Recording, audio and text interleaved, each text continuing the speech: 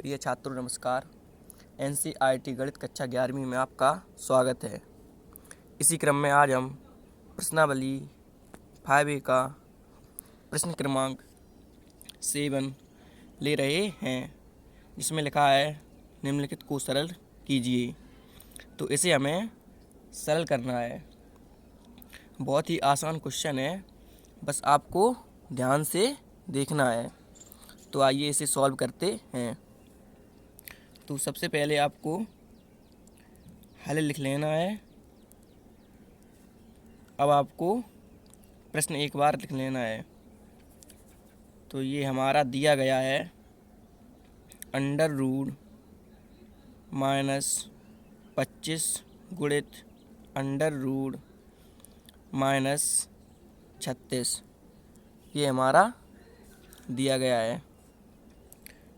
अब इसको आगे सॉल्व करेंगे तो आपको बराबर लगाना है। उसके बाद √, चूँकि हम जानते हैं 25 का वर्गमूल 5 होता है, तो चलिए एक लाइन और बढ़ा देते हैं। तो हम इसको 25 गुणित -1 लिख सकते हैं। तो आंसर है बिल्कुल लिख सकते हैं, क्योंकि अगर हम 25 का गुणा -1 में करेंगे तो हमें यही प्राप्त हो जाएगा। इसी प्रकार से इसमें भी करना है। तो गुणा लगा है, गुणा लगा दीजिए। उसके बाद √-36 को भी हम 36 गुणित -1 लिख सकते हैं। ये वाला -1 के इस तरफ ये कोष्टक इसलिए लगाया है क्योंकि एक गुणा का निशान हो जाएगा, ये माइनस का, तो इसीलिए ये कोष्टक में बंद कर दिया है। अब हम इसको आगे सॉल्व करेंगे। तो बराबर लगाया, आपको बराबर लगाना है। उसके बाद √, ज्यों का त्यों, 25 ज्यों का त्यों, और गुणा लगा है, गुणा लगा दीजिए। अब हम जानते हैं -1 का मान कितना होता है, तो क्या आप बता सकते हैं? तो आंसर है -1 का मान होता है I²। गुणा लगा है, गुणा लगा दिए, गुणा लगा दीजिए। उसके बाद √, ज्यों का त्यों, और 36 गुणित ज्यों का त्यों, -1 का मान हमें पता है, तो आंसर है I²। उसके बाद अब आपको आगे देखना है, आगे देखना है। तो बराबर लगा है, बराबर लगा दीजिए। उसके बाद √, ज्यों का त्यों। अब हम जब 25 का गुणा I में करेंगे, तब हमें 25 का गुणा I² में करेंगे, तब हमें I² प्राप्त हो जाएगा। 25 I² आ जाएगा। गुणा लगा है, गुणा लगा दीजिए। उसके बाद √, ज्यों का त्यों। अब हम 36 का गुणा जब I² में करेंगे, तब हमें 36 I² ही प्राप्त हो जाएगा। उसके बाद बराबर लगा है, बराबर लगा दीजिए।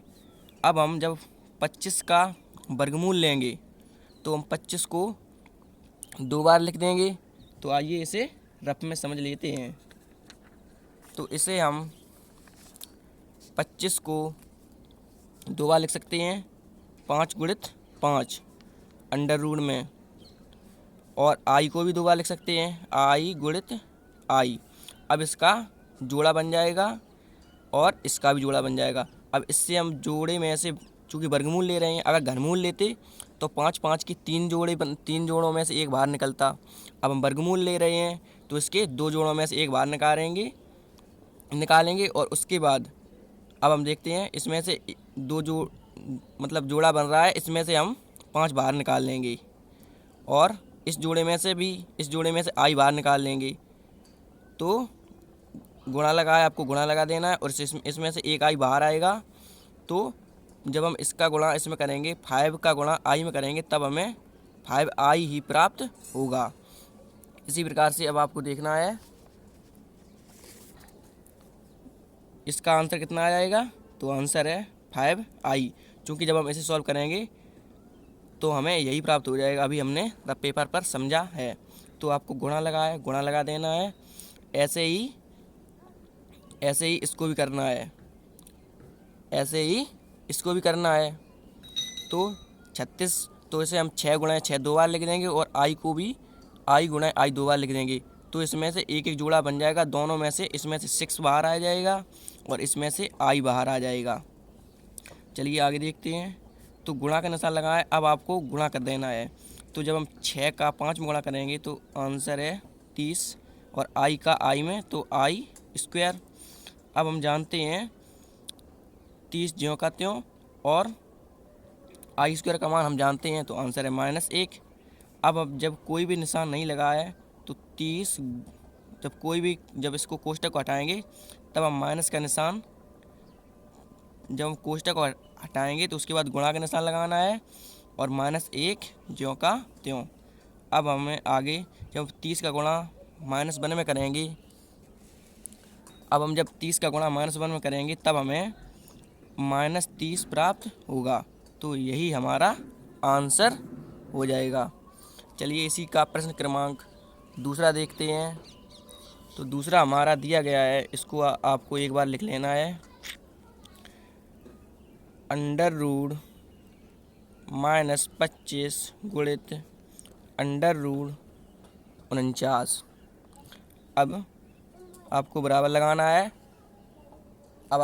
लगाना है, उसके बाद इसे भी हम लिख लेंगे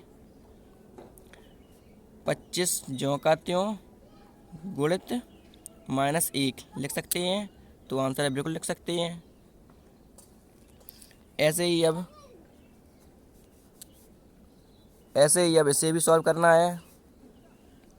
तो 49 ज्यों का त्यों बराबर लगा दीजिए। उसके बाद अब अंडर रूट 25, जब हम 25 लिख देंगे और गुणा लगा दीजिए। उसके बाद -1 का मान हम जानते ही हैं तो आंसर है आई स्क्वायर होता है।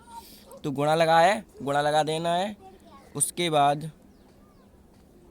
अब इसको हम 49 ज्यों का त्यों लिख देंगे। उसके बाद आपको बराबर लगा दीजिए। उसके बाद अब इसी पे सॉल्व कर लेते हैं।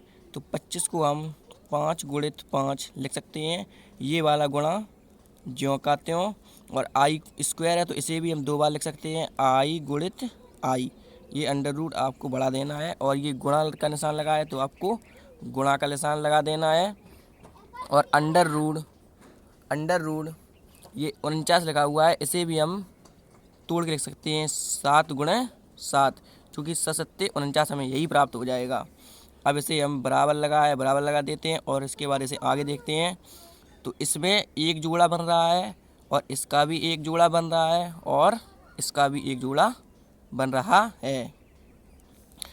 ये आपको वर्गमूल का निशान सही से लगाना है, बन रहा है।